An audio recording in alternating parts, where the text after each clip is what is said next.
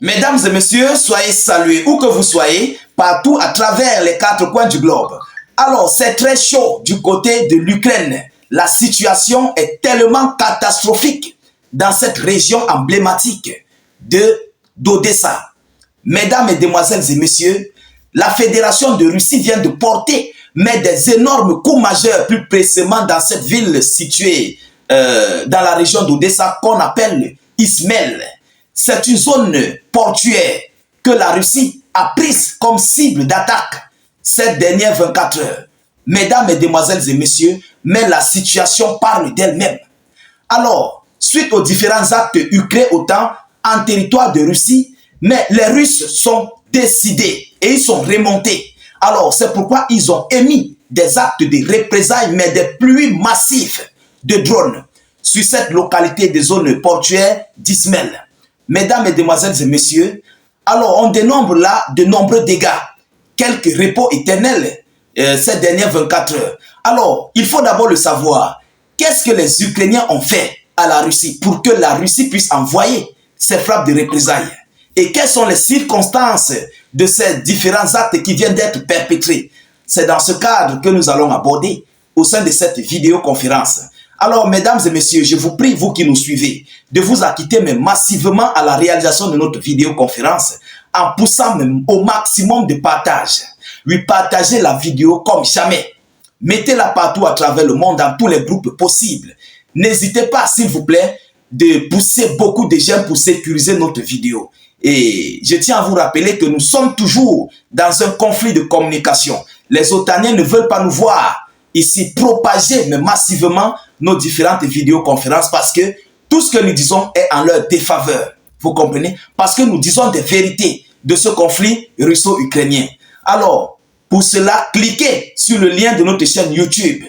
Voilà, le lien est juste en commentaire. Cliquez sur le lien et lorsque ça s'ouvre, vous cliquez sur Subscribe ou sur S'abonner. Ensuite, vous cliquez sur la cloche de notification. Là-bas, tout est permis. Les partages ne sont pas restreints. Les commentaires ne sont pas restreints. Vous pouvez commenter comme vous voulez. Vous comprenez? N'hésitez pas de le faire parce que Facebook est tellement risqué. Tout est désormais limité sur Facebook. Ils ne nous permettent plus de partager comme nous voulons. Les commentaires comme nous voulons. Donc pour cela, et non seulement ça, ils font sauter derrière les pas des Africains et Panafricains. Donc rassurez-vous d'aller vous abonner à notre chaîne YouTube. Et vous pouvez nous suivre là-bas parce que nous réalisons aussi des vidéoconférences de ce côté. Alors, qu'est-ce qui s'est passé? Laissez notre slogan en commentaire qui est « Vive la paix dans le monde ». Écoutez, ce qui s'est réellement passé. Selon les médias locaux, des drones ukrainiennes ont attaqué la région de Rostov.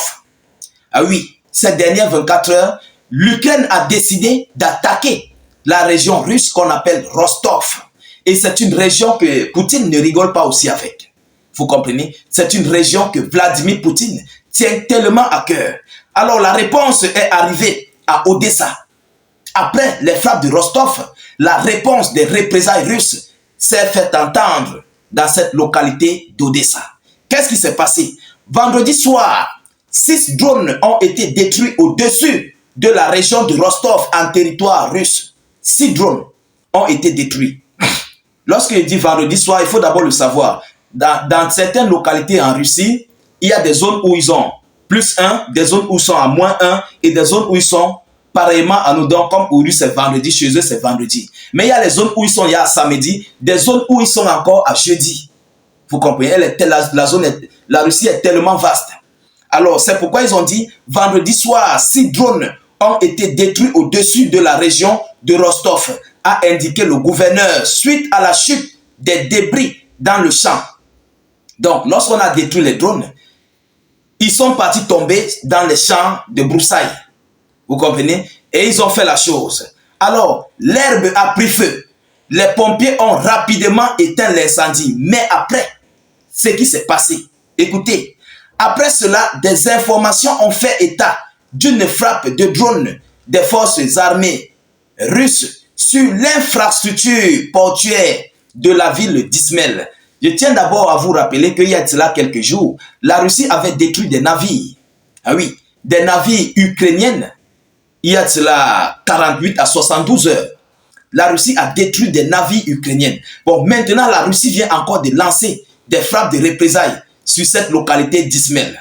Et les dégâts sont lourds. Écoutez, au sud de la région d'Odessa, 3 vidéos circulent. Les chaînes de TG ont également parlé des arrivées à Dniepropetrovsk et Zaporizhzhia. Voilà ce qui s'est passé. J'ai les vidéos avec moi ici, tellement elles sont boum, boum, boum. C'est très fort, vous comprenez? Alors, on dénombre 6 repos éternels du côté de cette localité d'Izmail. Vous comprenez? Il y a 6 repos éternels, mais des infrastructures portuaires ont été complètement détruites. Il y a eu beaucoup de dégâts dans cette localité d'Izmail, dans la région d'Odessa. Du côté de Zaporizhzhia, on dénombre de multiples repos éternels.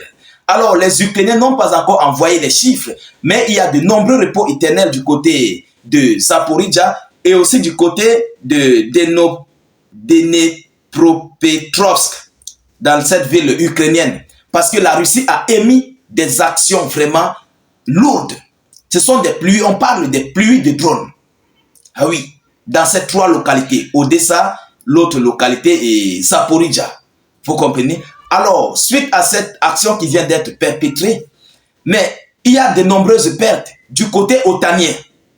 Ah oui, selon les informations qui ne sont pas encore relayées, mais selon les chaînes TG, il y a de nombreux repos éternels des soldats, des troupes ukrainiennes, des troupes otaniennes, il faut le dire ainsi. Il y a de nombreux repos éternels des troupes otaniennes qui sont venues soutenir l'Ukraine pour faire face à la Fédération de Russie. Voilà où la situation commence à dégringoler sur l'Ukraine. Parce que la Russie a décidé de viser ces zones où ce sont des otaniens qui opèrent. Alors, la localité d'Odessa, à titre de rappel, c'est une localité où les otaniens posent des navires sans pilote, donc des drones kamikazes navals, vous comprenez, pour partir cibler ici des bateaux russes, tout ce qui s'ensuit dans la zone de la Méditerranée, la zone de la mer Noire, sur le territoire russe. C'est pourquoi cette région d'Odessa est tellement attaquée. Vous comprenez? Et même la localité de Zaporizhzhia, il y a tellement de soldats otaniens là-bas. C'est pourquoi la Russie ne veut plus laisser aucun acte que ces gens sont en train de poser. Mesdames, Mesdemoiselles et Messieurs, voilà ce qui vient de se passer ces dernières 24 heures entre la Russie et l'Ukraine. Alors nous continuons de suivre cette actualité de près et nous attendons les chiffres des repos éternels parce que le bilan est lourd. Nous attendons les chiffres des repos éternels venant tout droit du ministère de la Défense ukrainienne. Nous allons vous relayer cette information dans les prochaines heures qui suivent. De votre côté, partagez massivement la vidéoconférence, protégez-la avec beaucoup de j'aime et de cœurs. N'hésitez pas de rejoindre notre chaîne YouTube, le lien est juste en commentaire. Vous comprenez? Là-bas, les partages ne sont pas limités. Les commentaires ne sont pas limités. Tout est permis. Pourtant, sur Facebook, beaucoup de choses sont restreintes. Alors, je vous invite à cliquer sur le lien en commentaire. Dès que ça s'ouvre, vous cliquez sur Subscribe ou encore sur S'abonner. Ensuite, vous activez la cloche de notification pour ne plus rater nos prochaines émissions. Je vous reviens tout à l'heure pour une prochaine série d'actualités. Soyez encore salués une fois de plus. Ciao, ciao.